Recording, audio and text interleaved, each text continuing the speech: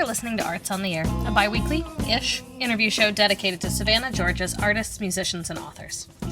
Each episode will feature a guest in conversation about their philosophy, practice, and current projects, as well as their thoughts on the state of the arts in our community. Our theme music is a clip by Jose Ray, made specifically for this show.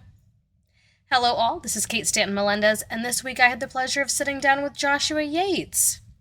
Joshua Yates is a photographer based in Savannah, Georgia. His work has been exhibited nationally, including the Atlanta Photography Group's Focus 2025 and the Houston Center for Photography's 42nd Annual Exhibition, and he was awarded third place at the 2025 Slow Exposures Photo Festival. Prior to founding the Savannah Center for Photography, Yates co-founded and operated Green Truck Neighborhood Pub, an award-winning community-minded burger joint.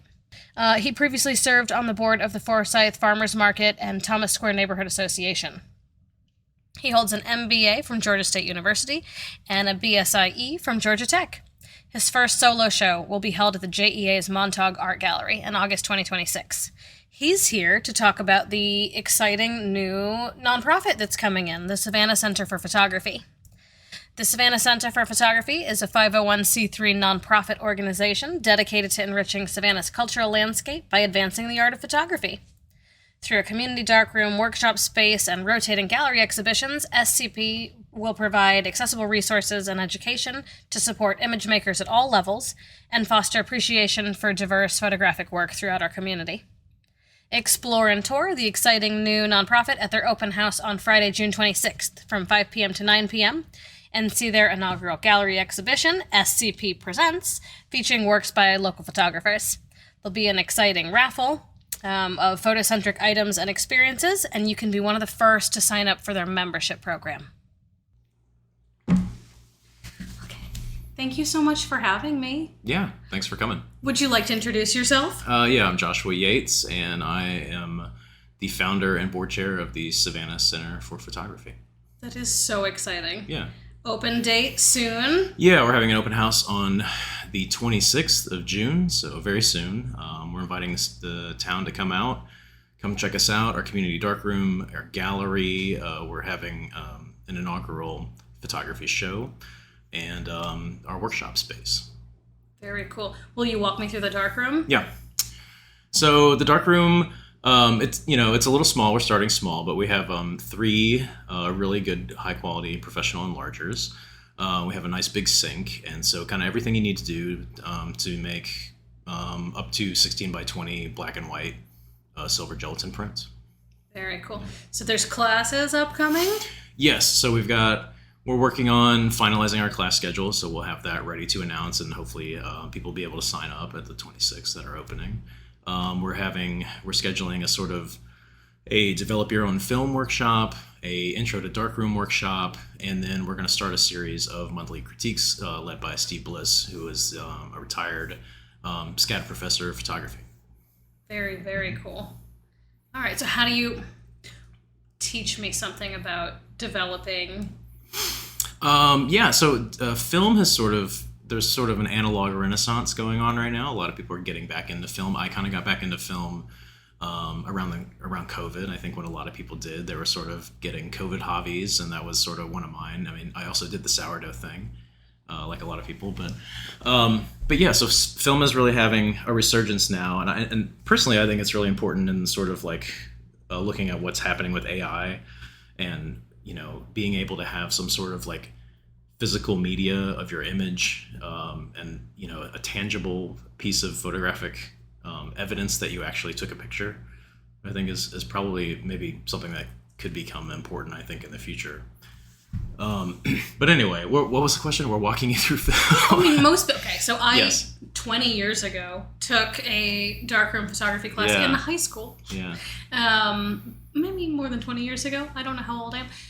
I don't think most people know the process. Right. So if you're shooting a film camera, you're loading film into the camera. You're exposing it to light through opening the shutter, and then you have to go through a process of unloading that film, developing that, and that turns into a negative. And then once you have this negative, you can put it into an enlarger, and then you can make photographic prints. So you're shining light through the negative. You're sort of doing the opposite of what happens when you take the picture. You're shining light through the negative, and it's going onto the photographic paper, exposing that, and then you put it through a series of chemicals and wash it and dry it, and then boom, you have a photograph. Very cool. Yeah. All right, so there's a dodge, there's a burn, yes. okay. Right, so you can just, set it up and do it straight and make a straight print, but there's, all kinds of artistic kind of methods you can do to approach that with adjusting contrast with filters, and then using tools to burn in or expose a particular area more to the light, to the negative, or dodging tools where you mask or hover something over there to keep the light from hitting the paper. And so you can sort of bring out or highlight certain areas of the print, make something darker, make something lighter. How long does it typically take you start to finish for one print? Well, I'm a little rusty because I don't, until this is finished, I don't really have regular access to a darkroom. I did just have a residency in January and kind of got back into it, which is great. But it can be a time-consuming process, and to get it the way that you want to do it, I think I read there was a great Sally Mann article in the New York Times lately, and she says she spends all day making a print, so it'll take her an entire work day to make a print. And it definitely can be. It kind of depends on sort of your level of fastidiousness or what you're satisfied with, I think. Attention span? That's where they get that me. too. Mm-mm. Yeah, sometimes you just get tired and you're just like, this is good enough. Yeah, I can't stand on concrete for 8 hours staring at the same thing. Yeah, and you're standing up too, yeah, for sure. I'd lose my mind. Okay, so doing the negative, you have a separate space to develop the negative. Yeah. I don't remember doing that ever. Is that a separate process, or is it just like a chemical dip and a wash? Yeah, it's a separate process. You have, you'll either have a bag that you bring your film and put it into this, unroll it and put it into this tank that's a light type bag that has like little sleeve holes, that you can do it in there. Or you can go into, we're hoping to get the bathroom in there sort of light tight so you can go in there and do that, not have to have your hands in the bag. And then you load it into a tank, and the tank is light proof. So after that, once you get it into the tank, you can pour the chemicals in and out. So it's sort of a similar process of developing the paper. But yeah, you have to go through that to do the negatives first. Very cool. All right, so the darkroom looks like it fits 3 people, but classes are probably how many? Yeah, I think if we're not having everybody printing at the same time, I think if we're sort of doing demonstrations, we're shooting for probably just a 5-person class, something intimate, and hopefully still being able to allow some hands-on time as well. Very, very cool. All right, so the gallery is the plan to use the people who's been developing back there, or is it separate? What's your game plan? So the gallery, our opening show on the 26th on our open house is going to be a lot of people that are sort of affiliated or interested or supporting the space. It is a nonprofit, so we've got our 501c3 application in. We're sort of waiting on our determination from the IRS, but they're all sort of donating works, and we're hoping to have those for sale and sell those, sort of raise some money to kind of get some money in our bank account. So that will be a sort of our opening show. It's a lot of local photographers. And then after that, we sort of have some plans in the works. We're thinking probably 4 shows annually, quarterly. We'll have a new show. We'd like to bring in maybe some regional artists or national artists or something, and maybe have a show there. We're talking about getting someone local to curate, sort of a guest curation show. And then I think we're going to have an annual members exhibition as well. So hopefully that will be able to showcase a lot of the work that's made in the darkroom there. That's very cool. Oh, it's so exciting. Yeah. Seeing the space so bare bones and almost done. Yeah. It's that halfway point. It's got so much possibility in there. Yeah, once we got the track lighting up, it's it's kind of starting to look like a gallery in here now. So exciting. Yeah. Oh my goodness. All right. So how did you get here? How were we in this building? How did you rent this space? Yeah. What was the game plan? How did you come up with this? So I bought this building, I don't know, 12 years ago or something like that. And I live in one of the units, and then they're all kind of live work artist studio spaces.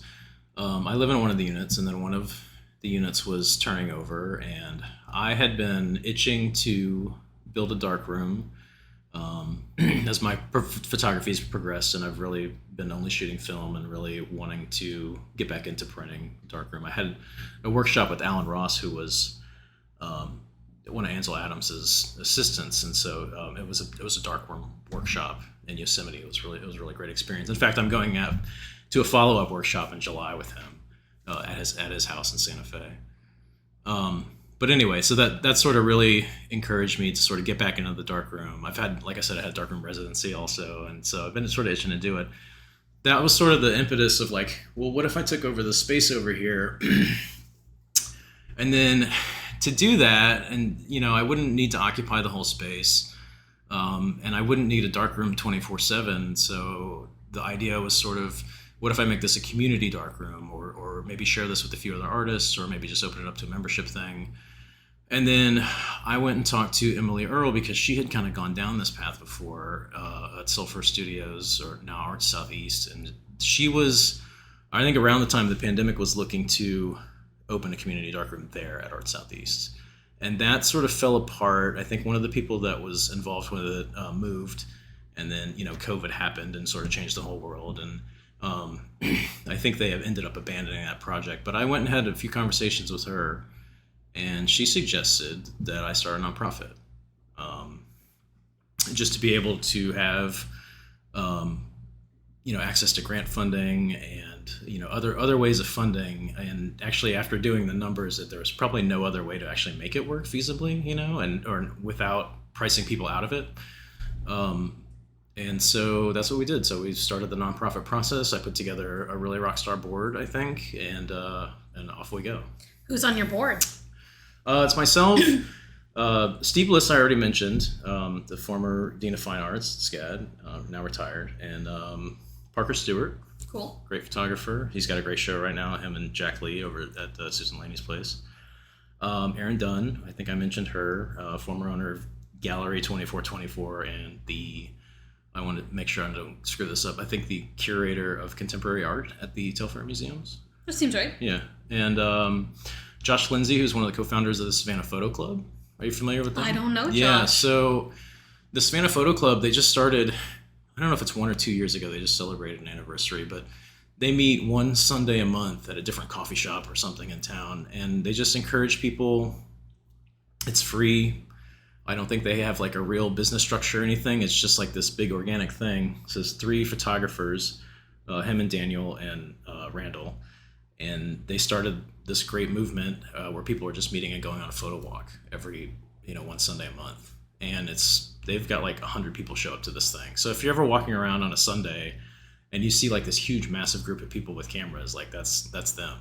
That's pretty great. That's very cool. Yeah, and he's a great photographer and great human being, but he's also a really great community builder. And so that's why I asked him, I wanted him to be a part of the board. Very, very cool. And we also have Katie Moore, who is also a photographer, and she has all of the arts administrative experience, and she's worked for publishers and other photographic nonprofits. She's a SCAD alum, and she was living in, I want to say Cleveland, but now she's back here, and then she was introduced to me through Parker, and she's been a great asset. She's our secretary, and myself. And am I missing anybody? What do I say? Aaron, Steve, Josh, Parker, Katie, and you. Katie and me. Yeah, that's it. That's 6. Yeah. Very cool. Great. Would have been really embarrassed if I left somebody out. No. I mean, that's what show notes are for. Yeah, right. Yeah. It's such a big project to undertake that, whew. I love that. Do you have somebody doing your grant funding? Do you have somebody doing your accounting? Are you hunting for extra people for assistance? I have a bookkeeper. Cool.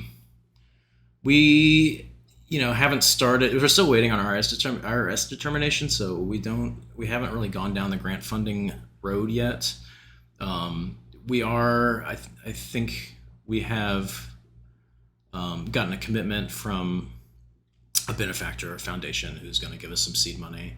But so far, I've been predominantly self-funding right now, and it's getting to the limit. So I'm really excited for our opening, and so hopefully some money comes in from other sources other than me. Now, does it open for membership? That's the goal. It's. I mean, you just saw it, and the space is still pretty raw. But if I can get in the next few weeks everything done and ready for people to come in and start using it, then yeah, I think we'll start taking membership signups and hopefully have people be able to give people access as soon as possible.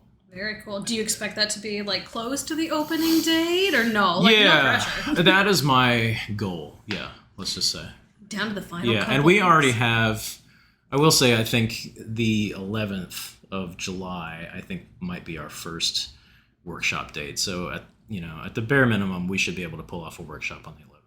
Very cool. That is so close. Yeah. I think those are going to be so popular for 5 people. I think that's going to sell out immediately. Yeah, I hope so. And then, we'll continue to offer them, monthly or whatever. Well, this is such a unique project that Savannah needs. I mean, I can't think of anything else that's comparable in town. Yeah, I don't think so. And, an interesting thing that I've been doing is in this process, just calling up other people that have community darkrooms in other towns and other people that have photographic nonprofits and stuff. And it's been really great to sort of network and figure out what other people are doing and what struggles that they've had. And, I had a great talk with Safe Light District in Chattanooga. They have a community darkroom there, and she's been really helpful, great resource there. I had a really wonderful conversation with the Savannah Center for Photography, and they were very generous with their time. Like pretty much their entire staff got on a Zoom call with me and just sort of shared, any information that I wanted to know. So that was really useful, and it's really a great community, and I think that's sort of what we're trying to hope to do here is sort of also build that community around photography. Does one piece of advice stand out as being like a shining light or something that you would never have thought of on your own? There's a lot of nuts and bolts, I think, that I've been sort of asking people about, and they've been sort of like, what software do you use to, manage your memberships and to schedule people appointments to use in the, in the darkroom, and how you, keep 17 people from trying to use the same enlarger in one day or whatever. But so yeah, a lot of nuts and bolts stuff like that. But mostly just a lot of encouragement, I think, was the other takeaway. Very, very cool. Yeah. So how did you get into darkroom photography yourself? I took a class in high school, 9th grade, for like intro to photography, and we had a darkroom, and I was really enamored with it. I was terrible at it, but I really liked it. And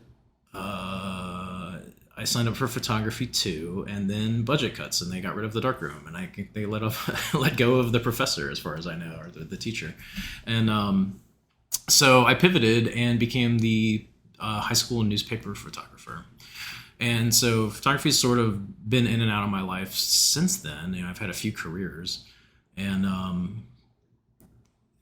then, kind of, like I mentioned, getting back into film sort of really brought me back into it. And I've really sort of been devoting a lot of time into it, doing a lot of printing, participating in, solo shows. I went to Slow Exposures last year and placed in that. And that was like really validating for me to like continue this as like sort of a photographic artist, and it's also where I met Erin. She was a juror at Slow Exposures last year, which is, if you're not familiar, is this annual Southern Photography Festival in Zebulon, Georgia.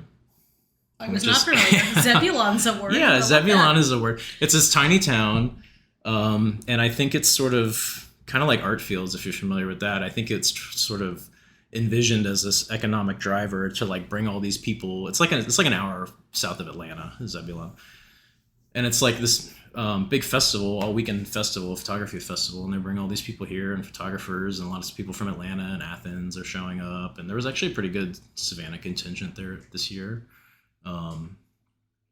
And yeah, there's a main show, and then there's all these little pop-up shows around, and it's just a great photography festival, and kind of, it's also not too big, so you kind of get to know everybody there, and you meet all the other photographers, and it's really great. Did you learn anything from anybody else while you were there? Oh yeah, they also had a workshop. I took a workshop with Kevin Tully,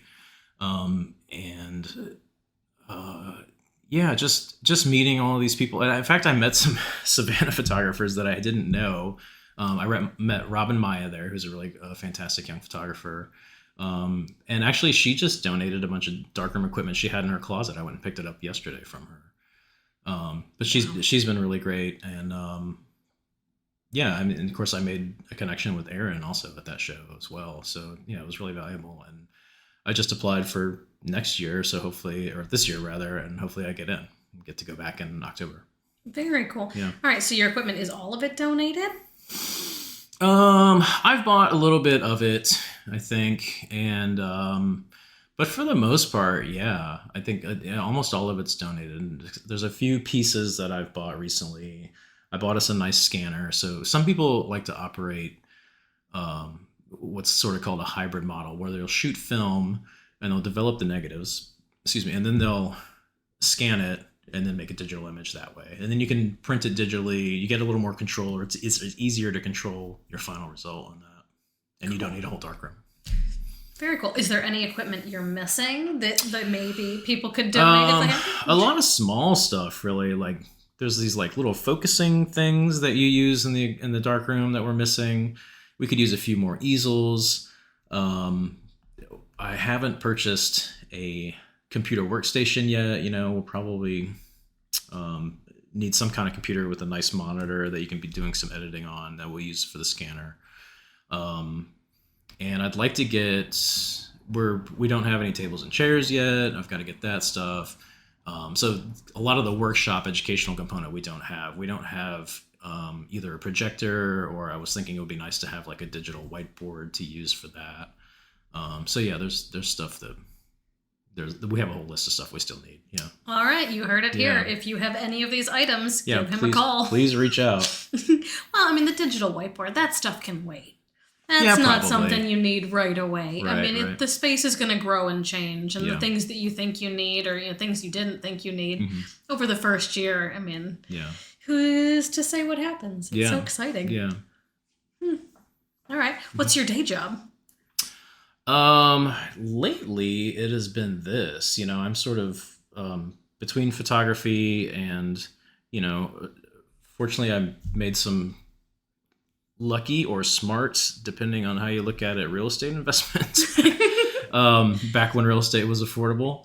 And so I've got some passive income with the rent here in this building, and I'm able to sort of live modestly off of that. And I'm devoting a lot of my time to doing this, and whatever time I'm not doing that, I'm doing photography pretty much. Very cool. Yeah.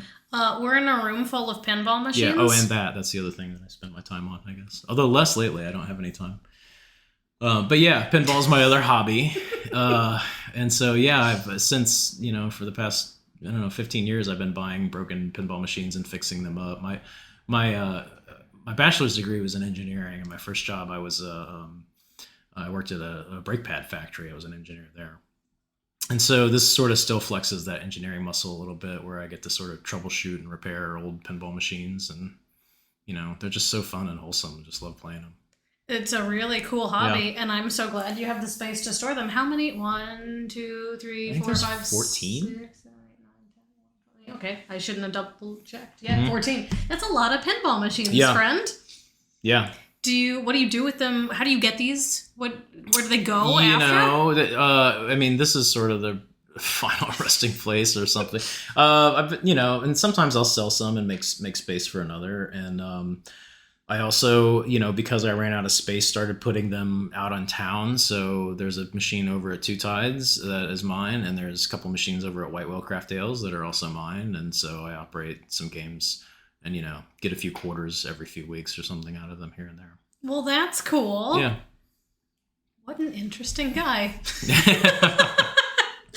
All right. I love artists because everybody seems to know something that I don't. Okay. I have an art history degree. It is not practical at all. My use of my hands, no bueno. What can you teach me about photography that I maybe have never seen before? Well, that's tough because I just met you and I don't know what you do and don't know about photography. What could I teach you about photography that you don't know before? I don't know. What is your experience with the camera? Have you used a camera in manual mode? Do you know what aperture is? I don't remember. No, I don't. Give like a brief, teach everybody something. Okay, so here's like the basics of getting a good exposure in a camera. There's something called the exposure triangle. And so you have 3 factors that determine your exposure that you can control in your camera. And different things will give you different results. And you can do several different there's compromises on all of them. And so there's the three factors in the exposure triangle are aperture, and that's the opening of the lens, like how open it is determines how much light is coming through. The shutter speed, how long it's open, determines how much light is coming through. And then your what they call ISO, or in film I call it film speed, and that determines how fast that light makes a proper exposure. So if you have a high-speed film, like an 800 speed film, you'll need less light to come in there to make a proper exposure. Now in digital cameras, you can set this ISO, and then the higher it goes, the lower your image quality ends up being. But you can capture images faster, and so you can get away shooting high-speed photography or low-light photography with the high ISO in your digital camera, but you're going to sacrifice a little image quality. Okay, that's cool. Nope, I don't remember any of that. Yeah.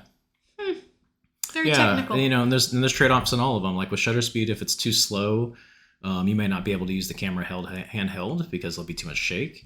And then with the aperture, if it's sometimes you want it really wide open, it gives you a very shallow depth of field, like your background is very blurred. And sometimes you want an image that everything is sharp and in focus, and you'll want a very small aperture, but that will take more exposure, a longer shutter speed.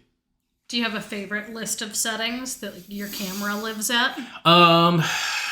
Yeah, I'm since I shoot film and I use old cameras mostly, they don't have a lot of automation in them.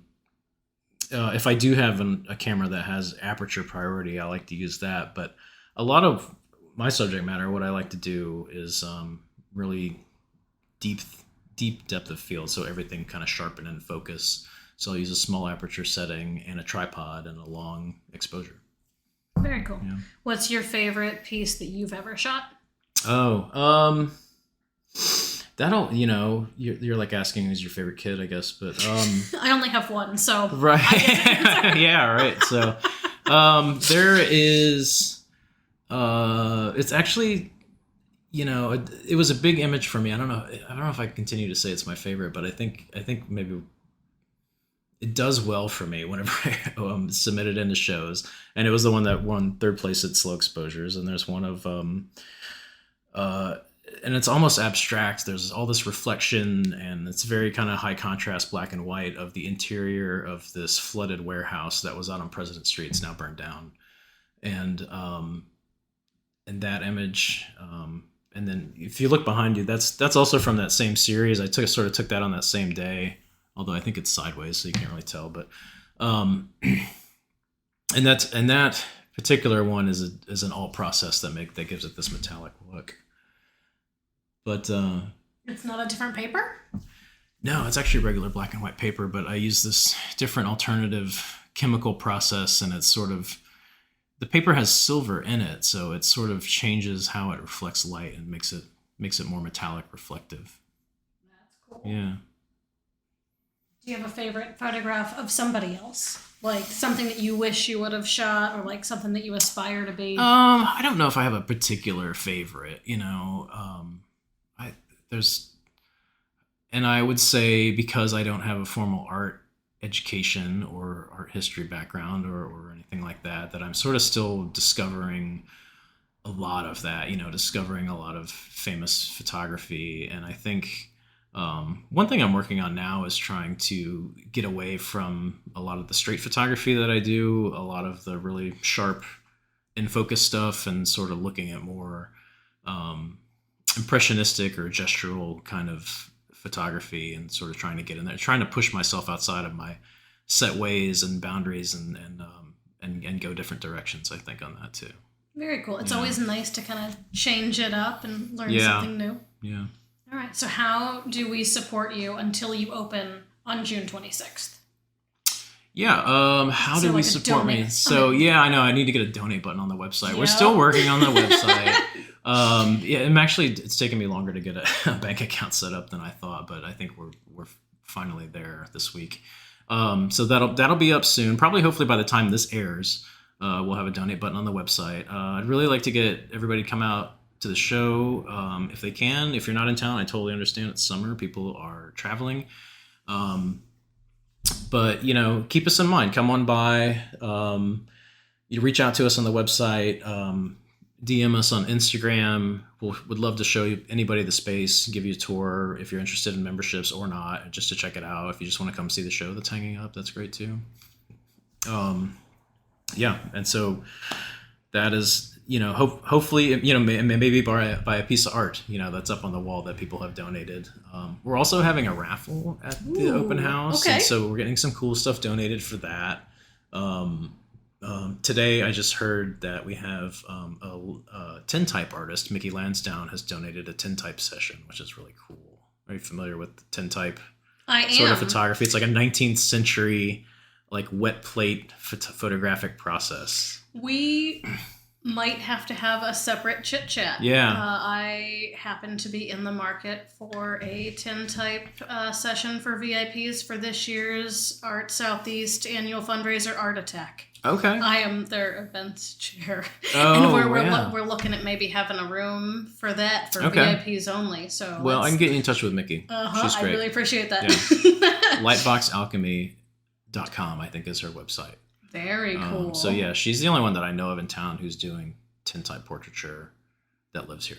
Yeah, I've seen people like kind of come through town and do like pop-ups or whatever, but Mickey's the only one that I know of that resides here. Well, so okay, just because I know what it is, you want to tell everybody else what it is? Yeah, it's also known as wet plate colloidin or colloidian. I don't know.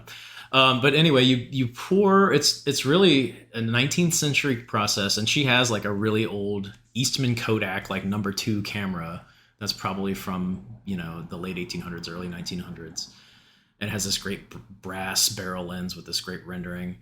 But you pour an emulsion, a light sensitive emulsion, onto a metal plate. And you have to do this like kind of under a hood, and the thing has to be wet the whole time. So you have to work quickly. So they're set up with this like janky darkroom thing that they're sort of sticking their head under this hood, pouring these chemicals onto a plate while it's still wet, loading it into a holder, taking a photograph through an old view camera, and then immediately pulling it out and developing it right there on the spot. You have to work fast. You have to do the whole thing while it's wet before anything dries.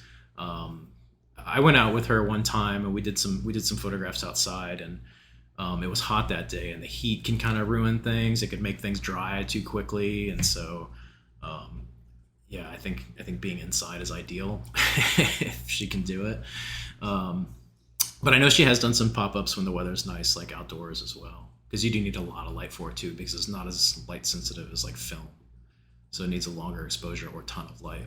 What a cool raffle item for you guys. Yeah, and it just has such a unique look to it too. It looks like really old timey, and also the way it's more sensitive. I want to say it's more sensitive to blue light, so everyone's skin looks a little different. I think like the lips look darker, and if you have freckles, they're really pronounced. And it's a really just unique look, I think, too. That's cool. Yeah. What a fun experience, too. Yeah. I mean, not just taking the piece home, but like to have that little session feels kind of cowboy-y, right? Yeah.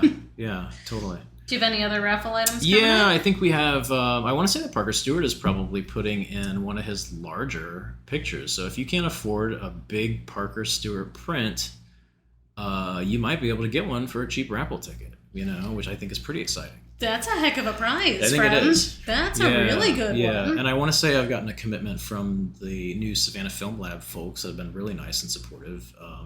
They donated some darkroom equipment that somebody brought in there too.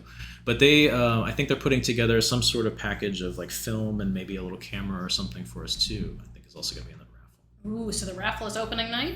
Yep. Mm-hmm. Wow, it all takes place all in the same time. All in the same time, yeah. So you have to make it to that. Yeah. You've made it like impossible not to. I know.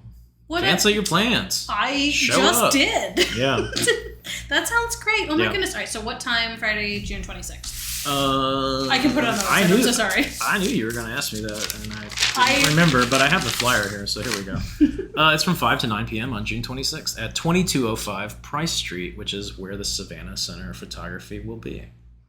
What an amazing project. Yeah. What a fun thing you're doing for our community. I cannot wait to see as it progresses.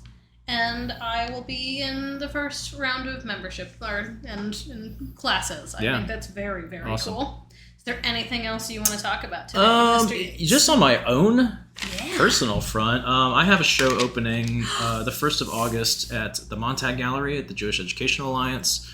That the opening reception will be on August 6th. And so I have it's been my first solo show there at the JO. Wait a minute, stop. Yeah. Don't bury that lead. Talk more about that. What? That's so fun. Yeah. They just reached out to me. I used to be a member of the J. And so this will be my first solo show. I've been in a lot of group shows and stuff around. I've been, in like Art Southeast, like supporter shows and stuff around the country. I just shipped off a work to the Atlanta photography group show. I had an analog show that I got into. This will be my first solo work. And so not only am I trying to get this nonprofit open here in a few short weeks, but I'm also working on putting together a solo show in a pretty large gallery that I need to put together a lot of works and start framing. So, but I'm looking forward to it. I'm really excited about it, and I appreciate the opportunity that they're giving me to do that. That is very cool. Yeah, that's a large space. How many pieces are you thinking? I'm still working it out, honestly. It's how many pieces of what size. I can make a bunch of big pieces or whatever, but also the goal is to sell some of those too, and so it's nicer to have smaller stuff that people can afford, especially in this economy. Take home some smaller work. All the money's in the prints these days. Yeah. The little I've seen a lot of people have been doing a lot of 10x10 stuff. I think Peter Roberts' show right there, I think all of his stuff is pretty much 10x10 that I saw in there.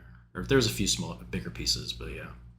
The cash and carry is just the thing this year. Yeah, for sure. Very cool. Yeah. Well, congratulations on both. You are busy. Yeah. Thank you so much for fitting me in. Oh my goodness. Oh, absolutely. Yeah. Thank you so much for coming. And, we appreciate your support by helping us get the word out.